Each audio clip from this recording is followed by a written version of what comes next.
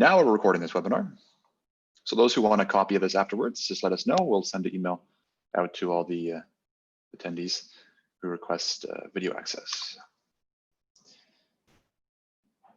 Cool. Excellent. So today's webinar will last about 1 hour, so not taking too much of your time. We understand quite a few folks are quite busy, especially in this space. So just kind of keep things short and sweet and useful. So in this case, you might have already learned from the event posts and our emails and everything else. The event's about the difference between marketing analytics and product analytics. Some folks here in Hong Kong especially, we found that product analytics is quite a foreign concept to some people. I wouldn't say in these companies we have speaking today, but in other companies, especially non-mobile app focused companies. And it's kind of interesting because product analytics actually has quite a lot of use cases in companies that you wouldn't think are products, like e-commerce companies. So in this case, looking at different companies and how they use these different forms of analytics. Who am I, first of all? It's kind of important to answer that question, I think. Just some speaker here. But I'm the digital director here at Master Concept. We're hosting this event. And our core idea here is to bring people around from Hong Kong and rest of APAC to discuss interesting insights and cutting edge technologies and just kind of help the overall industry and market kind of collaborate and share knowledge and insights. I specialize in product management services and solutions. So we do at Master Concept, or a services implementer. So we do different licensing and consultations on different softwares. But my team focuses more on product management and product and marketing analytics tools. So in this case, we do a lot of different things in this spectrum, which is quite neat. Some of the tools I would recommend, or I would kind of say that we specialize in, is Mixpanel from the product analytics end, and GA, so Google Analytics, see the new Google Analytics 4 on the marketing analytics side of things. And some of you who might be hearing that already are kind of like, why is Google Analytics marketing analytics and why isn't it product analytics? Well, we can discuss that maybe later in a different session. But first, let's define the most important word, I think, of this event, analytics. I find we tend to dive into topics and use buzzwords and cliches, or use words and not really know what they actually mean. But just a simple definition here, nothing too complex. What is analytics? It's a noun, first of all. But the definition here is it's information resulting from the systematic analysis of data or statistics. A couple of words that are important here. Information, systematic analysis, like all the words are important here, but data or statistics. So how do those two things differ? First of all, we're not going to discuss that, but it's important to understand, first of all, there's data, but there's also statistics, which is kind of looking at the trends, looking at the historic data, for example, and try to make some projections. And that's really where the power comes into play as well, is when you start making data into information that makes sense for human beings to make choices based off of. Because raw data, you can't just look at and say, hey, you know, ones and zeros, I know what it means. So these tools actually, what they do is interpret the data for you in a way you can actually understand, which we just take for granted usually. But let's say information here. So it breaks out into two main parts, as we mentioned earlier, marketing and product. And just one last slide from me and then guest speakers, but, well, second last slide actually. So marketing analytics, first of all, let's just quickly define this so you guys can understand just briefly what we're talking about here. So marketing analytics focuses on acquiring customers or users, mostly, right? But also asks these two core questions, usually, right? There's of course lots more to this, but you would ask a question like, how many purchases came from Facebook last month? You know, that's a marketing analytics question. Also, how much does it cost us to acquire a new user? That's kind of the CPA question, right? The metric there. While on the product analytics side, the name might be a little bit deceiving. It could be, we could definitely use a new name for that in the industry and market, because product usually think about apps, but it's not just apps. But product analytics is focused more on the retention, so retaining and engaging your customers or users. I use the word customers especially because people don't realize e-commerce companies can utilize these product-centric analytics techniques in their properties. You've seen it yourself, you know, loyalty points and all this kind of stuff like that. That's really a product, right? They're building a product in a sense. They ask questions like, which of our new customers come back after the first purchase? That's the retention question, right? That's an important one. Or what impact did our new feature launch have on our core usage of the platform or app or e-commerce shop? So if you change your website design, Are you measuring, if that actually impacts your core user metrics? Are people buying more because your new e-commerce landing page changed, right? It's a really important question to ask, and there's tools and metrics and methodologies out there to help you actually measure this. And that's why I brought these guest speakers in today. We would call them champions within their field, especially these three here today. So we have, first up is Krishna from PayMe. He's a product owner there, and he's going to discuss product analytics and how using analytics to generate real growth. Second, we have Aaron Frost, a talented fellow from First Page Digital. He's the SEO team lead there, and he'll discuss a path to data-driven intelligence using marketing analytics tools. And it's really helpful to have this as well because it helps paint a full spectrum and picture of the different marketing analytics techniques and tools out there to help your team understand better what there actually is. Lastly, we're going to have Emma Yu, a growth manager at a e-wallet solution company. I can't really name the name, but maybe she will. But regardless of that, one of the world's best or leading e-wallet solutions. She's going to discuss really interesting content on how product and marketing analytics can be both used side by side, but also some methodologies that come out of Silicon Valley in product analytics that we can tap into and start using here in Hong Kong. And lastly, we're going to get into some Q&A, so you can actually ask these guest speakers some questions one-on-one, and I'll be moderating that Q&A. Cool. So I'd like to invite Krishna if he's able to share his screen, and we can start from there. Hey, can you hear me? Yep, it's a little bit quiet though, so maybe speak up a little bit, or maybe it's just my audio. Okay, dokes. Could I share my screen? I think Yeah, you have to stop go ahead and sharing share. first. Let me do that. Great. Can you see my screen? Yes. Awesome. Hi, everyone. Is everyone else seeing a screen? It's okay, yes. Excellent. Great. So let's get started. Starting my timer now, 15 minutes. There's a lot of content to get through, but I mean, for the purposes of this audience and more or less, I've been thinking about what would I like to hear, or what would I have liked to hear, let's say 2 years ago, from an educational standpoint, because I think one of the biggest things to talk about is that, well, everyone has their own tools and everyone has their own sort of mindset and different products, different services, different target customer groups, and the way that you analyze it is going to be different.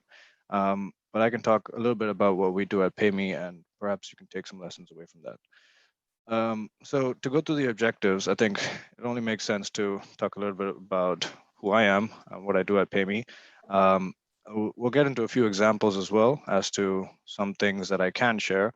Obviously, payments is one of the most sensitive data sets in the world. So a lot of it is anonymized, and it's not going to be an interactive demo. I'm sorry, but there's plenty of YouTube videos out there for anyone who wants to learn about a specific tool. But yes, I'll give you my 2 cents as to where product starts, marketing starts, and where's the line in between, if there is one. And ultimately, it goes down to the core of creating a data-driven culture.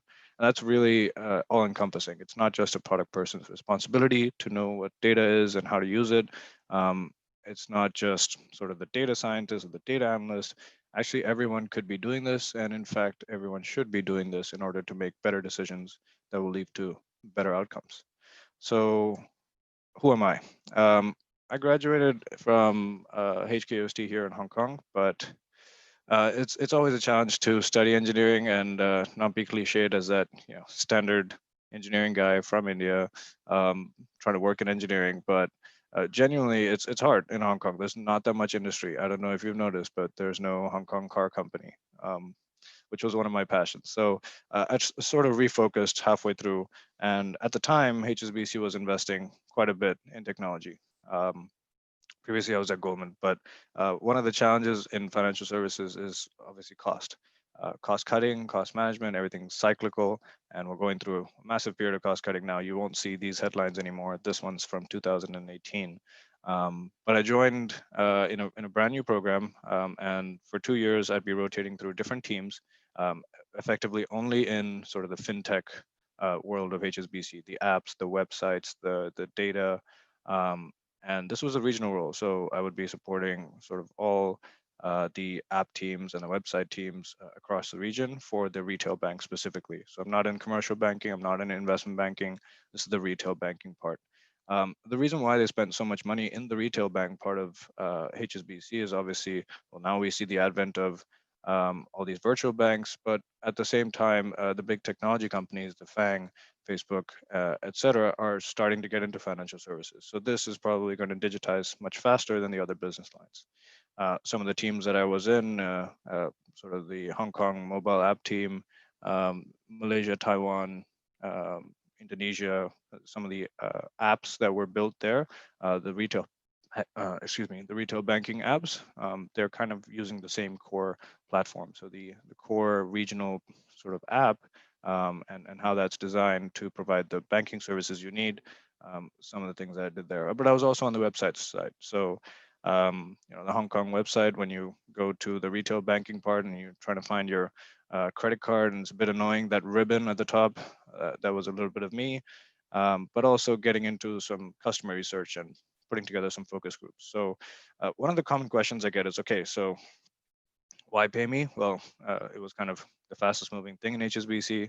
That's obviously important to me as someone earlier in my career, but at the same time, they were far more advanced in this sort of product methodology and mindset implementation than the rest of the bank, being a sort of wholly owned startup of HSBC. So we're totally bankrolled by HSBC. We're effectively, you can think of us like another department, but with sort of its own independent teams to do everything from development, release, deployments, which is unique for HSBC. So the product owner role, what does it actually do, and what do I do? The way I like to think about it is, if you think of any sort of feature, any sort of development that goes on into any sort of technological product, at the end of the day, it is developers writing the code. I'm not a developer. I don't get into the nitty gritty of writing native iOS applications, but at the same time, for the team themselves, I help them understand the what and the why. This why question is actually hugely important to culture building, because the team that you see here is going to stick together no matter what. Now, our stakeholders might change, our business owners might change, and the SMEs might change based on what we're doing. But this idea of like getting the buy-in from a team that may or may not trust you inherently, data helps all of us align on the same objectives. And so if I focus on the what and the why, then the sort of tech leads, the solution architects focus on the how, the development team is empowered to focus on the how, and we can sort of strategize and prioritize dynamically. This is agile. It's not necessarily what you read in the Scrum manifesto or anything like that. It's simplified as far as I can make it. So a little bit more about PayMe. We have a consumer app. This is the product that I work on. There's 3 big development teams. I have about 10 resources that helps to build features in this app. We have different objectives and things like that. We also have a business app. So this is for businesses to collect payments from the consumers. We have an API product as well. So if you're a pure play e-commerce store, think HKTV Mall, then you can use our API product and integrate with us, and you can still accept payments in a way that should be theoretically far easier than putting in your credit card details. So payments is nothing new. It's a very competitive industry. I think, well, you can see how we're doing in the market. I'm not going to get too much into that, but one of the questions we get is, so what's next? Well, we recently launched a initiative where we integrated into Circle K's point of sale machines, and now you can pay at Circle K. So half the battle is to build it, because the POS systems for each company are very different. So sort of creating a platform that can scale up across many, many merchants is a challenge for payments. But at the same time, how do you incentivize users to do so? So this build and incentivize bit at its core are another sort of 2 dimensions you can look at product analytics from. So getting into product then, effectively, if you look at the word, and I think we already touched upon this, if analytics is the art of analyzing, then what is a product? Now, in the classical sense, I go into a store and I buy something, yes, but at the same time, why is that product there on that shelf? it benefits consumers, it benefits users, and it's effectively always addressing a problem and providing some sort of benefit. For the company, then, there must be some sort of equal incentive to go ahead and do that. Might be revenue, might be brand, might be another business goal. And within each product, just to align on terminology, there are features, there's components, and at the end of the day, my job is to maximize the value that my team outputs into that product, right? So then on the analytics side, what am I looking at? There's this easy to understand methodology of acquisition, activation, retention, revenue, and referral. So if you think of this as a funnel, effectively, I'm focusing on everything to do with maybe the product at a high level, but also drilling down into specific features that I build. Another thing is any sort of new idea that we're thinking about doing. I always get into and encourage people to do something called the 5 whys, which is you literally ask why 5 times in a row. And by answering the question of why you should do it, you get into the real thing that you're trying to solve. And then you can evaluate whether or not that idea is actually doing it. And part of validating some of those whys is to look at the underlying data. So what exactly do I look at? Every sort of requirement or every sort of thing that I work on, we should be summarizing into some sort of product requirements document, be that a Word document, a PDF, Jira, Confluence. There's 100 type of different tools, but the core of it is really the same, and which is what is a problem statement, how are you solving it, and how do we know it's going to work? So if I drill down into what I'm looking at on a daily, weekly, monthly, yearly basis, new features or existing bugs that we discover. What about it? How big is the problem? What do we need to do to fix it? Who does it affect? All these questions. I could go to the developers and say, "Hey, could you figure this out?" Or I could take on that role a little bit myself, and also sort of be a bit more independent about it and sort of speed up the whole process. That's really the benefit that you get from democratizing some of this analytics platforms that exist. There's obviously overall product and service KPIs. So as a business, we have our objectives, but again, at a feature level, I'm looking at those things as well. Behavioral trends, so specifically how people are changing their behavior on the app. What are they doing more of? What are they doing less of? COVID has been a very interesting period for us because we've seen spikes in some areas and dips in others. And some of these might be intuitive and some not so. So digging into that is also part of my day-to-day. And demographics. So this doesn't really change for a population like Hong Kong, but device usage and stuff like that is also part of demographics. Is effectively what you are as a user, right? These properties don't change for you that quickly, but they may. And an easy way to remember this is whatever was, is, and needs to be in the app or the product will fall into the scope of product analytics that any product manager, product owner, whatever, looks at. Getting then into like, why should you even bother? I think it's intuitive to understand, but maybe not in this way. Apologies for the blurry visual, but in any vertical, in basically any market, the top 10 apps will have about 50, 60, 70% of users' app time. So you can talk about market share, you can talk about time share, heart share, as Mox likes to call it, or any other type of share of the market. If you're not in the top, then you're not really that relevant. Over time, people will stop using your service.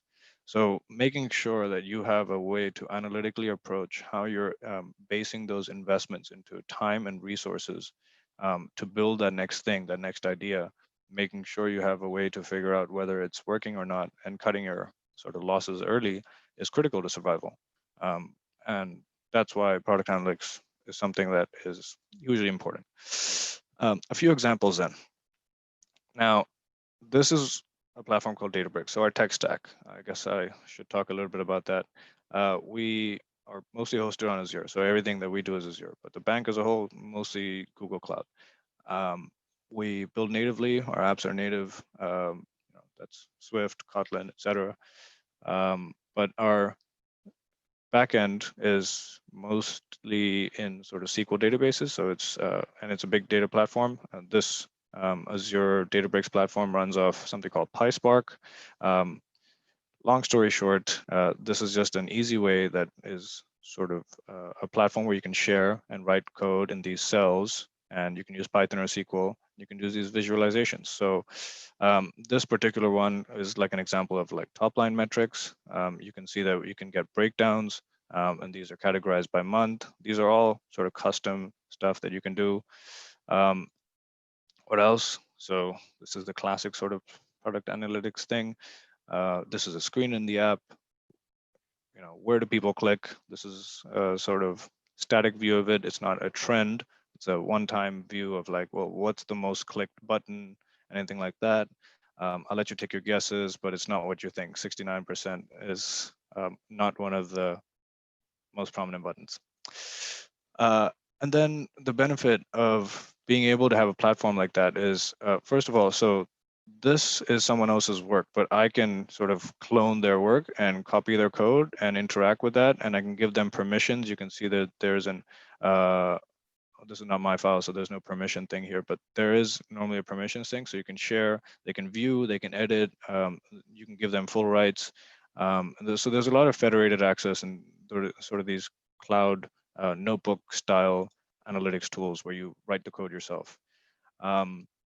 But yeah, so one of the things that we were trying to tackle is fraud. One of the interesting things that I was doing was, well, I was reading this paper about Benford's Law, and it was a Netflix special about it, and that's why I got into this. But it was really cool to like look at this concept, which is effectively any sort of data. If you think about like a big data set, a long Excel table, the first digit of any value in that column, if you were to just extract that and count that for that entire series of data, it will always follow this probability distribution here. This is called Benford's Law. So if it doesn't follow this, and you can use this to identify sort of bots or non-human figures, then you can get into figuring out that there's actually some sort of fraud in the underlying network. So I applied it to PayMe. I won't tell you where and how, but this is my code. You can write in SQL fairly easily, and visualizations are also easy. So just some sort of cool things that you can do with data. So marketing analytics, I've kind of already overrun, but TLDR, I don't look at paid channels. That's pretty much always marketing, in my opinion. Anything in the app is something that I care about. Building cultures is hugely important. So how did we go about doing this? That tool is just one step of the way. Getting people into that, I wrote like a series of Confluence articles, and then I did some sharings where I talked about what are the misconceptions about data. You don't have to be technical. Look, I'm not even that technical. I learned from DataCamp, and then I just started applying. Relational databases aren't that hard. There's YouTube content out there. Give it a start. And over time, we have like a core team of not data scientists actually working on data quite a lot. We call it the Data Jam group, I guess. And it's been a lot of fun. So I guess at the core of it is not about what your data can do for you, but what everyone can do with the data. This idea of democratizing it is hugely powerful for all teams, and you should get started too. If you have any feedback, please do connect. And I'd love to hear any of your ideas or what you're working on. Hope that was helpful. Thanks. Awesome. Thanks, buddy. And by the way, anyone who wants to ask questions, make sure if you, again, it's hard to recall questions to the very end. So if you have any questions, just pop them in the chat field here, and we can answer them after the webinar is finished. Awesome. Thanks, Krishna. Cheers. Next up, we have Aaron Frost from First Page Digital. Aaron, are you there? Yes, can you hear me? Loud and clear. Do you want to share your screen? Is it on? Yes, it's on for me. Everyone else can see it too. Excellent. Perfect. Good morning, everyone. So my name's Aaron. I'm going to be talking about marketing analytics. I'm from an agency in Hong Kong where we offer quite a few services around digital marketing. My specific focus is organic channel, which means driving traffic from search engines like Google and Bing to your website through optimizing the content. But other services that we offer is paid media, so Google ads, LinkedIn ads, Facebook advertising, and a whole lot of other services that help users engage with your content online. So I'm going to dive a bit deeper into why marketing analytics is so important, especially now, given the circumstances that we're going through, how it helps marketers better validate their spend, and how it differs from product marketing, product analytics, as well as give you a few examples of what to look at, what we look at, and the limitations thereafter. So very quickly, for those that aren't too clued up about what marketing analytics entails, well, essentially, every company has a goal to market their product, right? To get it in front of their consumer. And these marketing initiatives need to be funded for. So it's about validating or explaining what the budget should be used for, which channels are the most viable and can return the greatest investment for your spend, and then what opportunities are out there that we haven't yet tapped into. And marketing analytics also helps us to understand our consumers or our customers, as well as the competitors and what are they doing. So fundamentally, it helps us to understand the customer journey, especially leading up to the point of sale, and as well as understanding how the marketing dollar is being spent to help you as a marketer explain to your stakeholders what and where this much budget should be invested. So the big difference between marketing analytics and product analytics is that marketing analytics mostly focuses around the different marketing channels, so the activities and the campaigns that you are running to help push or deliver that sale. So it's more about getting that product in front of the consumer and helping them to choose your product over competitors. It also looks at the buying stage rather than post-purchase, and rather than looking at how the product is engaged with and what's happening on the product. So it's more about acquisition and conversions. And finally, marketing analytics, it's data that can be publicly shared. So there's a lot of third-party software out there that looks at the bigger markets and different regions and different channels. Whereas with product analytics, as the previous speaker has described, it's a lot of first-party data that is often private and anonymized, and it's harder to perhaps get insights from other products unless you look at it from an outside perspective. So some of the marketing tools that we use in our agency and that's available online can be split up into perhaps 3 different groups. So first party data, which is data that you own. This is through customer surveys. It's through cookies that you have on your website or app, through your own CRM and sales team. And then second party data is that you can purchase. It's from a similar industry or a similar product or a similar market, and you can use that to compare with your first party data. And then third party data is more a collective overview. It's the wider picture. It's not as accurate, but it can help to better understand what's going on with your competitors and perhaps guide you to a new channel. So a few examples of the tools that you might use as a marketer. Here's one from LinkedIn. It's called Campaign Manager. It helps you to understand your marketing spend on their platform. So which users you're engaging with, how do they react to your campaigns, and you can understand their demographics and target specifically different segments. As well as Facebook Ad Manager. So here is a paid channel, and you can understand who engages with your ads on Facebook, as well as Instagram, and how they convert. So whether that's leading to your websites or contacting you via Messenger and a few other channel conversion paths. And this is a third-party software called SimilarWeb. So this looks at third-party data, just collecting it online and then giving you an overview of some of the competitors, so you can understand which channels are working for them, and some averages or estimates in terms of their engagement. Here's an SEO software. So mostly for the organic channel, you can understand what clicks are coming to your website from which keywords on a platform like Google Search or Bing.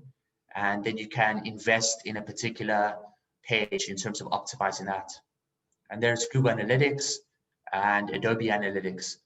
Both of these are sort of JavaScript cookies that track your user on the website and understand which pages they engage with, which products they're viewing, what did they check out with, and which products are converting the best. So how does it help us, or how does it help you as a marketer to justify your spend? Well, essentially, we can use this data to understand which channels are performing the best and which of those have performed better previously. So you can look at a current campaign versus a previous campaign run 7 days ago or last month or last year, and weigh up which one is performing better. You can also simultaneously compare two campaigns at the same time and see which one has the higher click-through rates or conversion rates, which one has a higher transaction value. And then it can help us to understand how we can improve.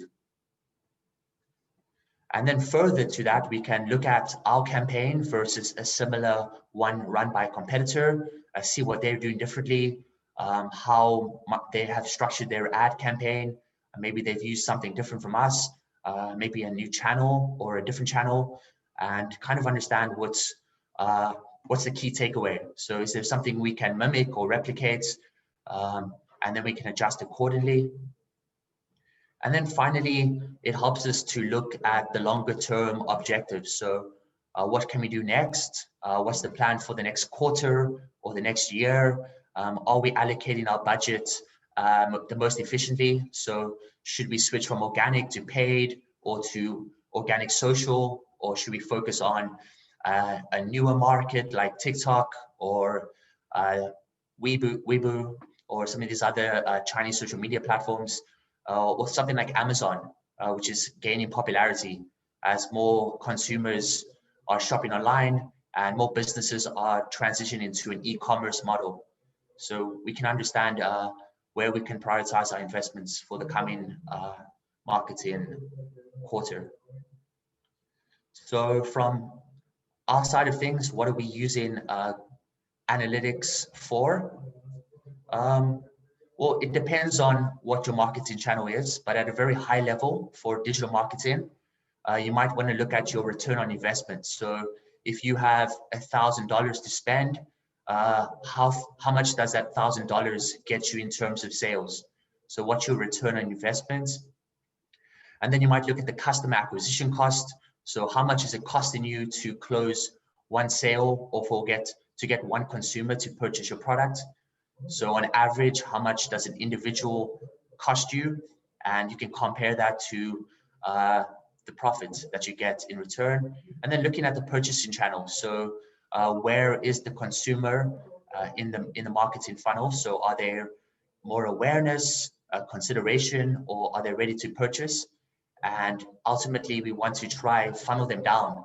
So move them all the way from awareness, which might be a blog post or a webinar like this one, into getting them to visit the website, download an ebook or make an inquiry, and then ultimately try to close them. So how does our segment move down the purchasing channel? And then from SEO, which is our organic channel, we might look at goal completions. So if you're a service business, how many inquiries are you getting on your website? So how many click to calls, how many emails, thank you page, such as that. And then if you're e-commerce, looking at transactions, so how many products are purchased online, how many come from the organic channel, and then another metric we might look at is organic traffic. So ultimately, you want to get a lot of new sessions, so visitors that have never visited your specific website before, and get them on your website. And how much is it costing you to get that traffic compared to another channel? So what is the spend for organic versus paid, and what is the traffic costing us for this channel? Or should we rather use another marketing channel to acquire the same amount of traffic? And then for paid media, so Google ads, Facebook ads, we might look at the click-through rates. So how many people are clicking on our ad versus competitors, how frequently we're showing up. So if we get a lot of impressions but very low click-through rates, we might need to adjust our ad copy or look at who we are bidding for. And then the conversion rate. So how many of those visitors that click through end up making completing the goal. So signing up, purchasing a product, or leaving an inquiry. And then the customer acquisition cost again. So how expensive is a customer through paid media versus organic channel or through social or another digital marketing channel. And then leveraging these tools to make insights, to explain to your stakeholders what's going on, to get the bigger picture and justify whether you need more marketing budgets, what the return is like, and how we can perhaps further utilize digital marketing to help promote and attract new business. So here are some examples from our campaigns that we might be utilizing. So this is paid media for Google Ads. And for example, here are some different campaigns that we might be running, and we can understand the user, right? So how many visitors we get in, what is their behavior like? So do they find the ad relevant? Do they engage with quite a lot of content? And then ultimately, do they convert? So how many of them end up making a purchase or an inquiry on the website? And then you can look at the different channels. So here we have different marketing channels being compared head to head on the websites, and we can understand which one is driving the most sessions, which one is attracting the most new visitors, and what's the behavior like there. So what is the quality of the lead? So are these users relevant to our product or service, and do they end up making a transaction or making a goal completion that we kind of expect?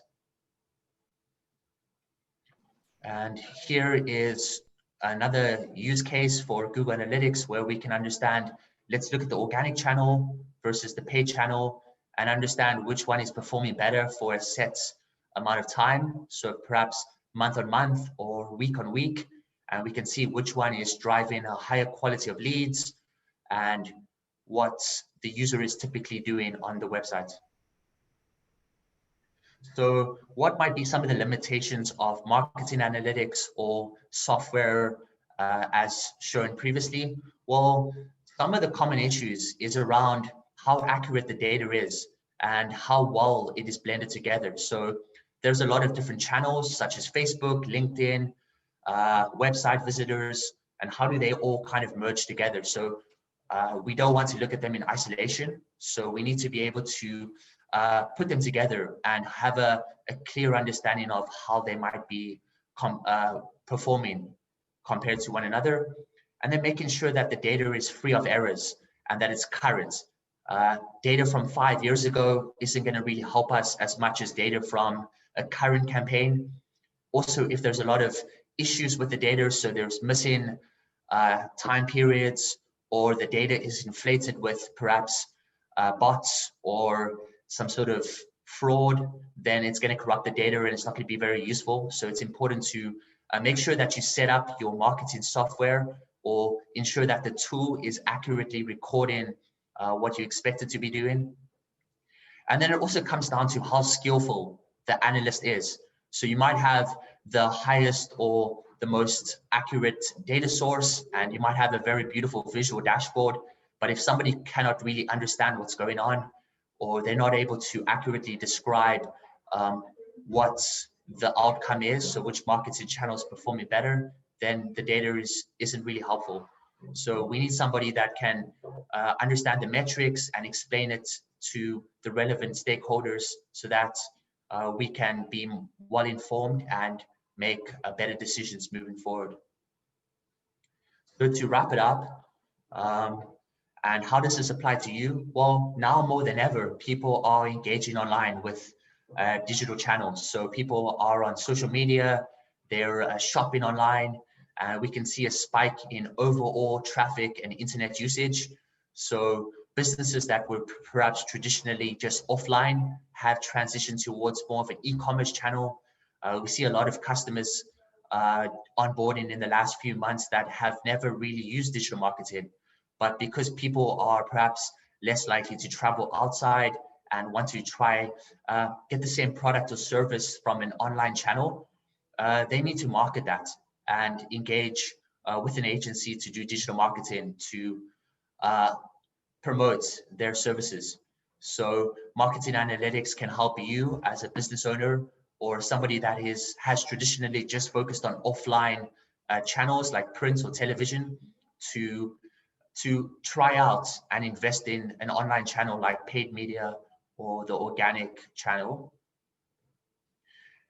So ultimately with marketing analytics, we're looking to understand what activities are driving the highest conversions, which ones have the highest return on investments, to look at all the different channels together collectively and understand which one is the most efficient, which ones are using a lot of our budget but have very few returns, and then to be able to make the data understandable for a stakeholder that doesn't really understand all of the technical jargon. So really summarizing it to become just very simple high-level stats to justify spend, and then develop models that are using sort of the latest technology. So understanding machine learning and how people are engaging with your websites to make predictions. So that's kind of all from my side. But ultimately, marketing analytics and how we use it helps us to justify spend and improve the overall ROI of our marketing efforts. So hopefully I didn't speak too quickly and you were able to follow along. But if you want more information, feel free to leave some questions afterwards or visit our website. It's firstpage.hk. So yeah, thank you very much. Awesome. Thanks so much, Aaron. Cool, no worries. Cool. Yeah, so a little bit tight on time, but honestly, I think we had some really cool sessions here. And last up, last but not least, is Emma Yu, growth manager at an e-wallet solution. And she'll discuss how those two things can be used side by side, but also some Silicon Valley methodologies that we can actually tap into and utilize here in Hong Kong. And make sure, again, to post any of your questions in the chat. That way we can actually answer them quickly, as the Q&A section probably will only last about 5 minutes tops. All right, cool. So Emma, if you're there, would you? Yeah, can I share my screen? Yeah. Yes, yes. Cool. Can you guys see my screen?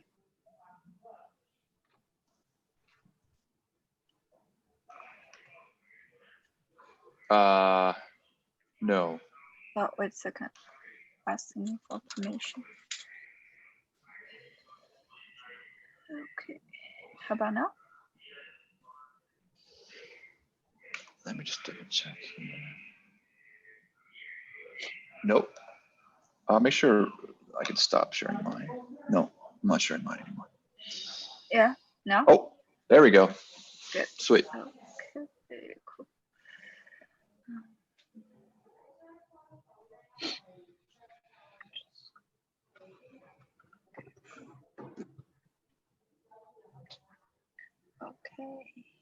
Okay, gonna start. Hi everyone, this is Emma. Today I'm gonna just I didn't prepare a lot of slides, but I'm gonna share with you like a few example, and I think are very important theories or frameworks I found very important in my line of work. And then you can ask questions. I'm more than happy to answer. So a little bit about myself. So actually Krishna and I, we used to work together. Before my current company, I used to work in HSBC. I was also a product manager for PayMe. And then before that, I was in the business model innovation team in HSBC.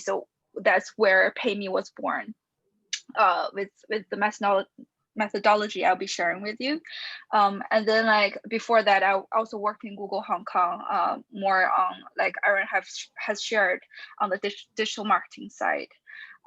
Yeah, so that's me. And then like, I'm just like gonna quickly like share this because I think this is very important in any like value creation. So like when I was in the HSBC innovation team, how we think of like a feature or like a product service we want to build. So we use these 3 circles. Like first of all, what is your customer needs? And this is like also a kind of analysis as well. Actually, lots of the time we talk about like mostly on quantitative data analysis, but actually like when you think of a new feature, you do need to do lots of like qualitative analysis, which is to really understand from a more in-depth level what your customer needs, what's their desire. And then second of all is like, okay, so now you understand user needs, and like you might think of a solution, and then like, will this solution actually fit your business goals? Like as in, will this solution actually bring your revenue? So this like is another kind of analysis of like a potential service. And third is like a technology, like feasibility. So like you have this solution, this problem, and this solution, and can you actually build the solution, and how much is this solution? So it's like a simple case, like a pay me. Like I no longer work there, but I think I can speak a little bit about it. So at that time, like in Hong Kong, after like 2 years ago, Hong Kong is a market where it's very difficult for people to do like peer-to-peer transaction. The only way is that you go to like a ATM, you get cash, or you do like a interbank transfer, which is very inconvenient. If you do like different banks, it's not like real time. It's usually depends on what kind of banks, and then like it's usually next day, or like they charge you a fee if it's different banks. So it's actually really painful at that time for people to do peer-to-peer transfer. And then like so that's why we're like, oh, we found a problem, then we want to build a solution. So that's the idea of pay me. And then like from the bank's perspective, it's also aligned with the bank's goal of acquiring like young millennials, because the goal is that it's going to be a holistic like is every bank, every user can use it. It's not only limited to HSBC, to help the bank to acquire a younger customer base, and you know, like when you have more users, and then monetization will come along the way. And then like in terms of technical capability, the bank has partnered with lots of like third-party vendors to analyze the cost, the ROI, and the capability of building it. And then you have PayMe. So it's actually quite a successful product since it was launched. Now it has like more than 2 million users. So that's, I think, is like a high level, like innovative approach if your company is looking to like, you know, build a new service or new product. And I think you need to consider all of those 3. Okay, next slide is, so the classic, so, you know, like I used to be a growth manager.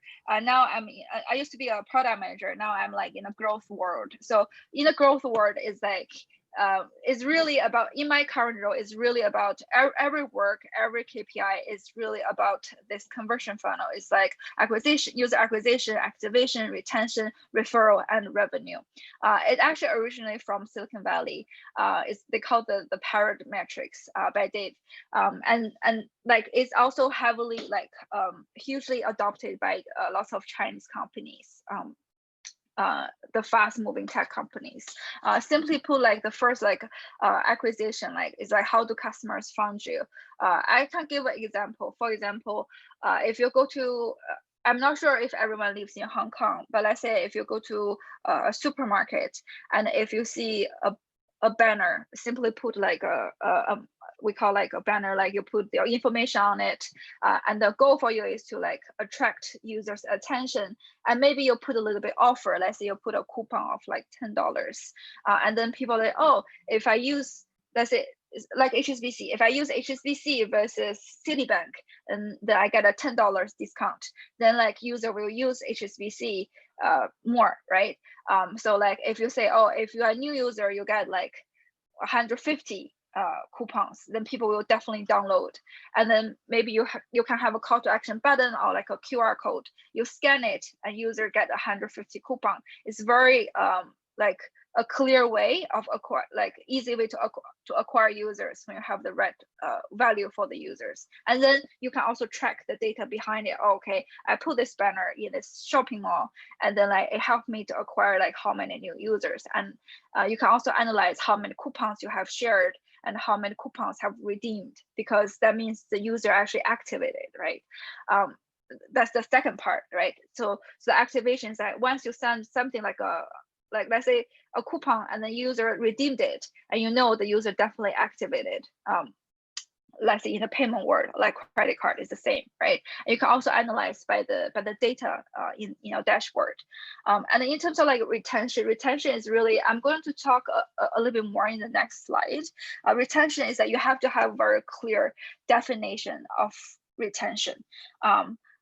Like usually in my industry is like, okay, so if I'm an e-wallet app, I want my users to be active, let's say at least 5 days a month or like 10 days a month. And then lots of those users, they will come back. When the users found value, they'll come back, right? And then you need to make sure the cycle, you want like a monthly comeback or you want a weekly comeback.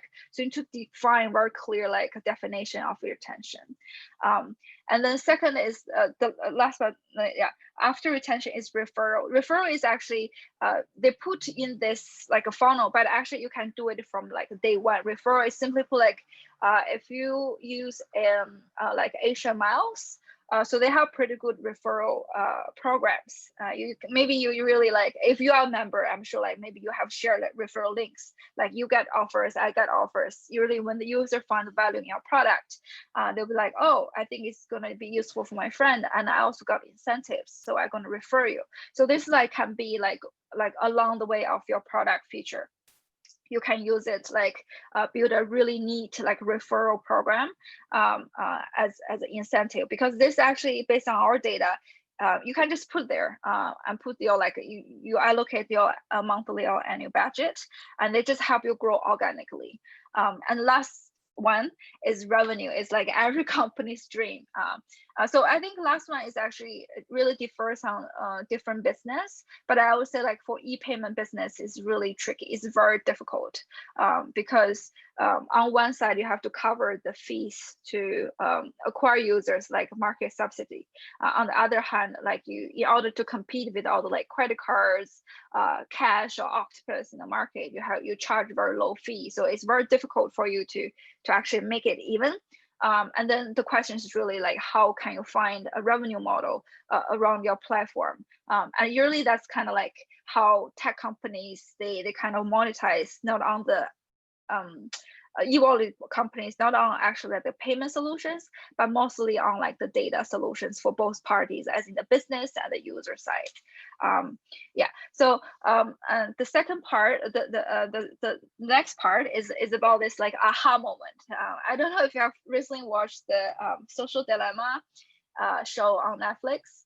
It's actually really interesting. When I was watching it, I was like, oh my gosh, this is like exactly what I do. Like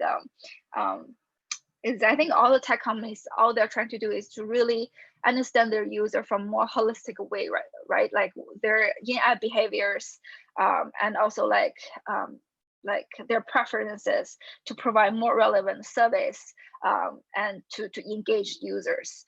So like this is a very famous approach like by Silicon Valley is to find your aha moment of your product or service. So Facebook, they found that their aha moment is like basically you know like you get a person to connect with 7 friends in 10 days as their like like North Star, and then they get like a million users really quick, 1 billion users really quick. So once you find this like aha moment, and lots of the things you do is around it. Okay, so if I have like a user who is like 6 friends in 10 days, how can I get him to connect with 1 more friend?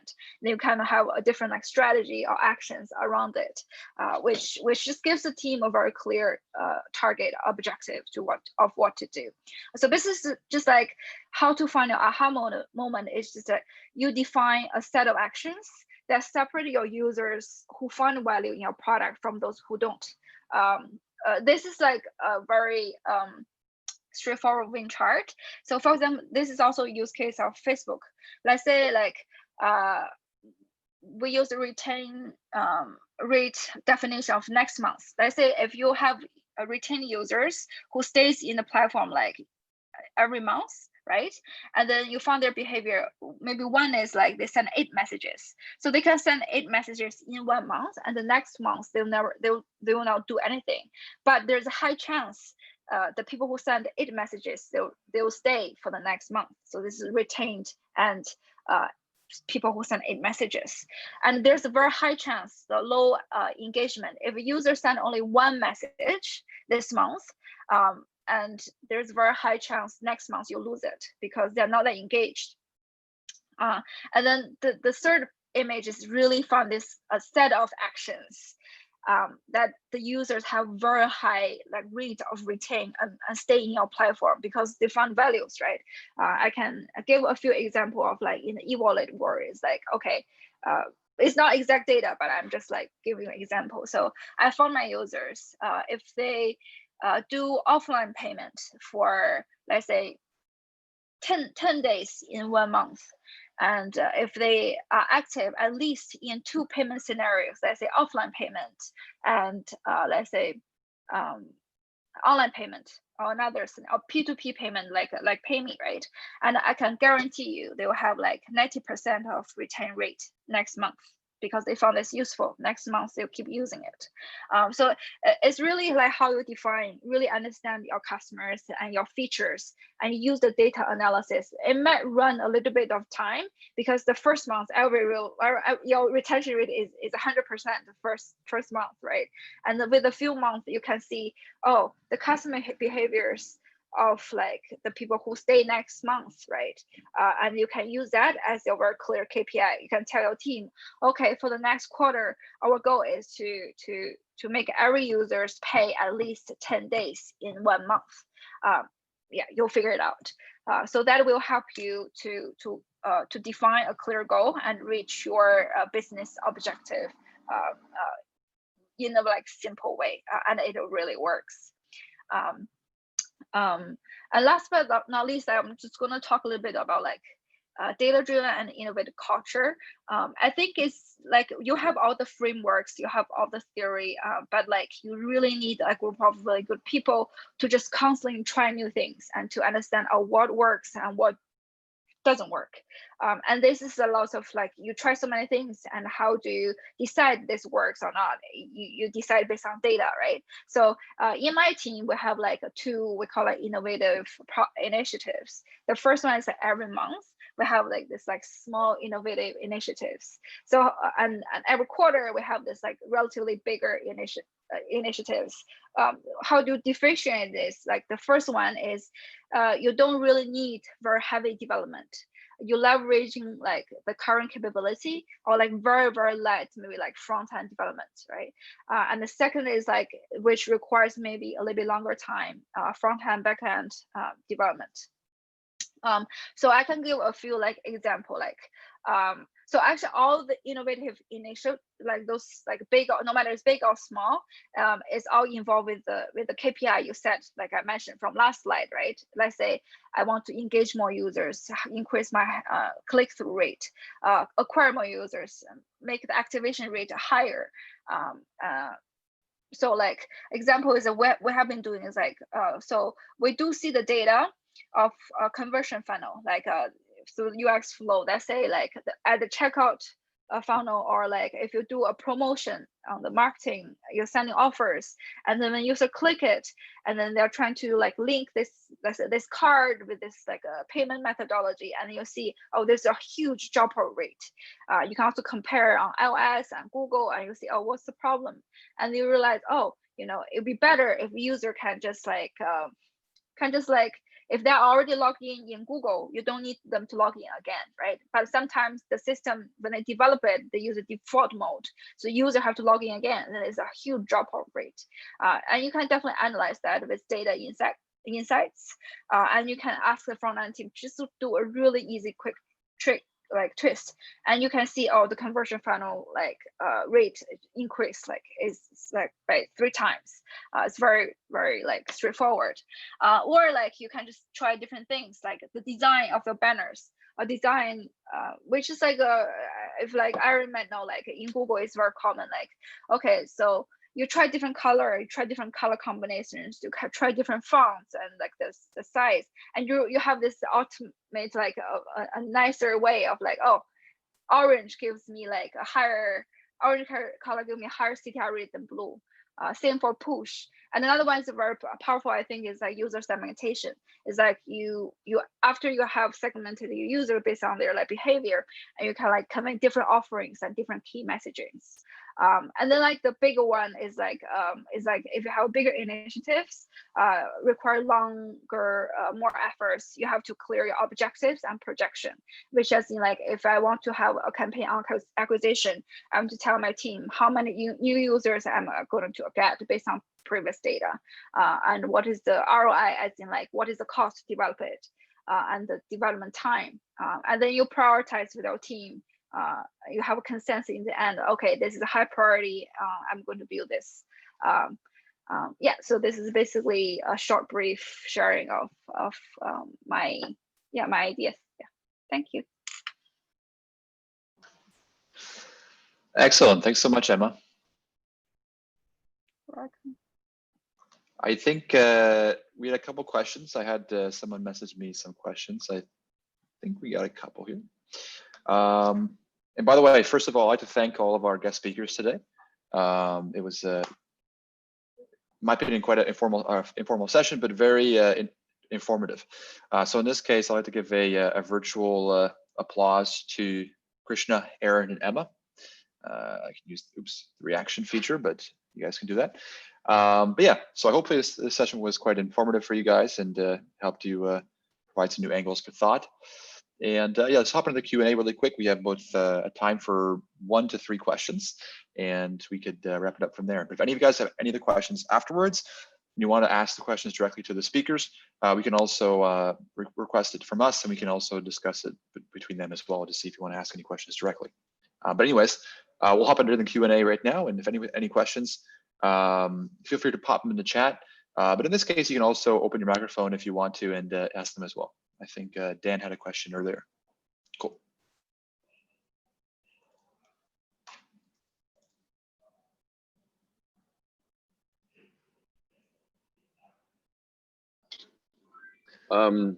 Hey guys. Yeah, I guess I'll start first. Yeah, I'm Dan. You know, I work at SOSV, so we are an early stage VC accelerator. I think we are, you know, one of the leading investors actually, in terms of like number of investments during COVID, especially. So I work in growth, and I work with essentially I work with the companies, you know, and I try to get them to be more data analytical driven. And I think one thing that's arisen that I want to ask Krishna is that, you know, you had sort of talked about how culture is really important, right? And I'm starting to see that more and more. You know, it's not just enough to just get the C-level guys around, like, you know, to buy in around data. So I'm definitely interested to hear a little bit more about your journey. You know, you talked about how you're making the team more aware of being more data driven, but maybe like talk about before that happened, like what were the consequences around failing to get the team to buy in? And now that you've done some, you sort of talked about some initiatives, maybe you can talk about that a little bit more. And now that you've done that, well, what are some of the challenges they face now?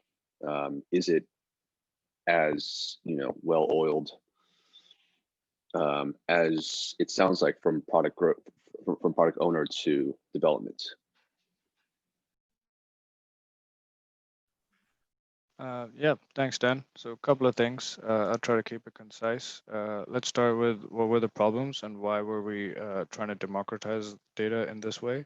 One of the biggest bottlenecks that we had was having these sort of questions and the iterative process of going to a data team, a data analyst, data scientist, and getting some of these product questions answered. Typically in financial institutions, there's a sort of federated access to data. So typically business guys or not end developers do not have access to the raw data. And that's to maintain access management sort of security. The challenge with that then is, well, how do we get this data? You have one team and there's a finite number of resources. So how do they prioritize your request for this data point versus everyone else's? So they kind of had that sort of independence to make that call on their own. They would subjectively say, well, your request doesn't seem like it's going to add that much value to this, right? So the challenge with that is it can lead to sort of conflicting interpersonal relationships, like between colleagues, because over time, there might be personal preferences that might come into play. It's just human nature. So, well, now how do you fix that? One way is to hire more people in the data team, but that's not a really scalable solution. The other way is to do something like this. So at startups and smaller organizations, this is typically how it's done. Everyone has access to data. There's a little bit of sort of tech efficiency that everyone has, and that really helps everyone move and align on the same things at the same time. So why does this work for us? So there's a lot of work that went into the background. I'm not from the data engineering team, but to enable something like our Databricks tool, or really any of this at scale for publicly listed companies, you're going to have to give this access to the underlying data en masse, yes, but also you have to anonymize it. So anyone can access personal and identifiable information. This anonymization is pretty intensive because you have to encrypt everything that's sort of personally identifiable. Think emails, think phone numbers, think names. And in that process, you basically create a clone of your entire data set. So that's what we have. We have cloned versions of our production databases that get cloned periodically. It depends on what the underlying data is. And in that process, then you can sort of do this. In terms of what are the challenges we're facing right now, obviously tools like Databricks might not be as easy to use as Google Analytics or some of the other tools, Mixpanel, et cetera, for end users. And it does require a little bit of learning. Lucky for me, I guess, COVID has helped me stay at home for a long period of time. So I've had time on my hands and I've been interested in this for a while. So it was just a sort of confluence of events that helped me get involved in this, but really motivating others to take that first leap of faith into spending a couple of hours here and there and learning, but also applying it is the biggest challenge. But once you give them a taste, I do feel like there is that incentive of seeing your own work visualized in front of you as a power of data visualization. It's a lot of benefit.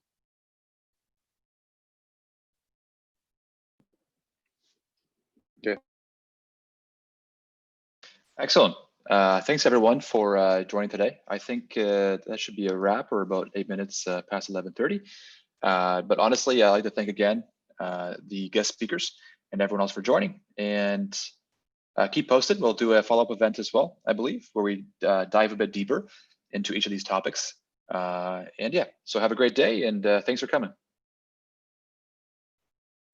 Thanks, everyone. Bye-bye. Thank you, Master Concept, for organizing. Thank you, guys.